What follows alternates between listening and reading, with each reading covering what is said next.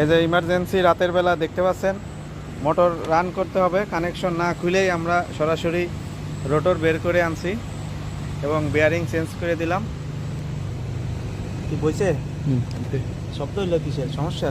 না এসকেপের, বুঝছেন?